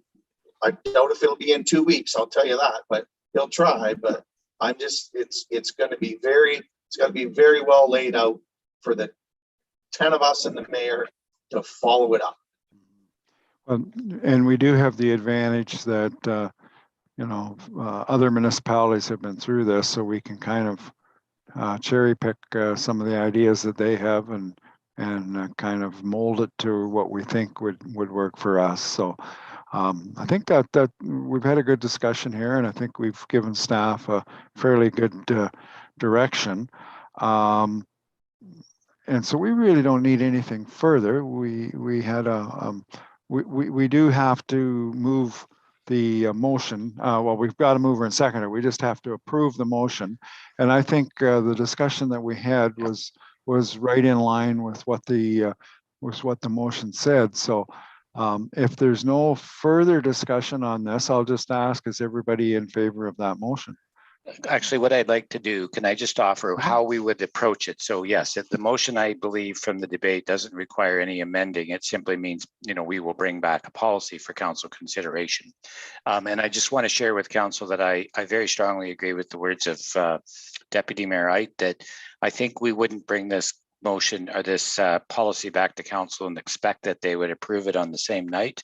I think it might be one that we may want to present the report to council, have a discussion, and there may be items that we should research or sort of allow to kind of settle for 2 weeks. Again, the municipality it's not mandatory that we have this policy, but I think we're seeing that a lot of municipalities think it's best practice. And so that can be considered by council when it's brought back to you. And I think the fact that you've directed us to bring policy to council for consideration doesn't presuppose that you will approve it in the way we bring it, or that you will approve it at all. So it only means that we're going to bring work back to you. Okay. Last chance for comments. Okay. Ready for the motion. The motion's been moved and seconded. All those in favor? Opposed, if any, and that was carried unanimously. Good. Thank you. That was good discussion. All right. The there is no closed session tonight that I'm aware of. So the next item then is the confirmatory bylaw, bylaw 74, being a bylaw to confirm the proceedings of Council of the Corporation of the Municipality of West Perth be read a first, second, and third time and finally passed, and that the said bylaw be signed by the mayor and clerk and sealed with the seal of the corporation. Mover and seconder for that, please. Don't go sleep on me now, people. Councillor Tinkowski and Dan, I can't take you. Deputy Mayor, did I miss one? Item 12, sorry, Your Worship. Oh, I don't know if there, I don't know if there is any. Okay, was there any other business? I didn't ask that, I guess. We just moved right into confirmatory by. Was there anything under other business? Councillor Tam? One thing that I kind of enjoyed a few times these past few months was when we had an agenda on a Thursday night.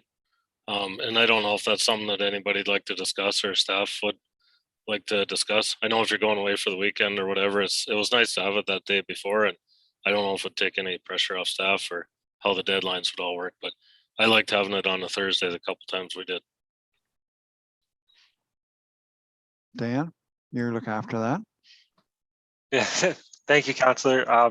We certainly can take that into consideration. The procedure bylaw gives us the deadline as Friday, but there's no reason that we can't exceed the expectations there. I think from a staff perspective, we would enjoy getting it out on a Thursday as well. Thank you. You know, the only negative thing I can see, if there was something that happened to crop up towards the end of the week, it may impact that, but that's a call that we make. And you know, if it has to be, we could, you know, we can hold it back for one day on the odd occasion if it's something important like that.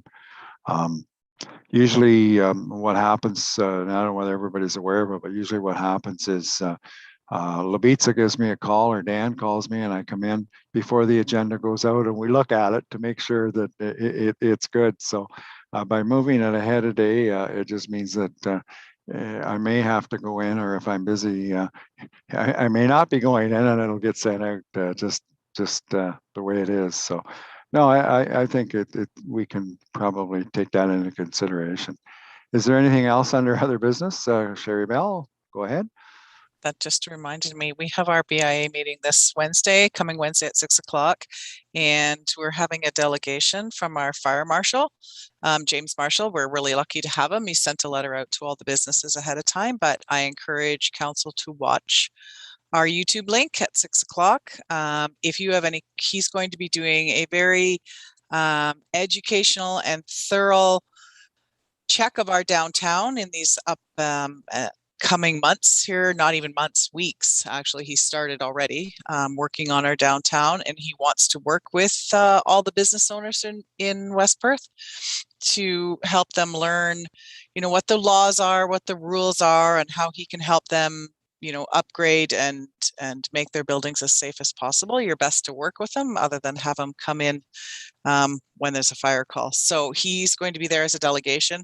If any council has a question for him that they'd like him to answer, go ahead and email them to me ahead of time, and I'll try to get them out to him, and he can maybe address it at the time of the meeting. But it'll be 6 o'clock, and it'll be broadcast on the YouTube channel.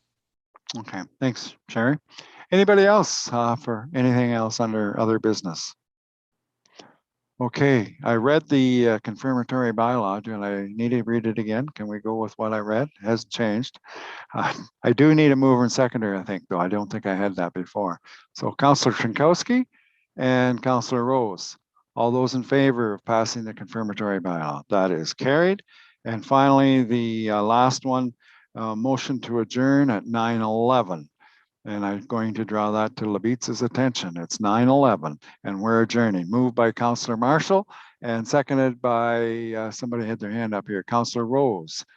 All those in favor? Opposed, if any, that is carried. Thank you.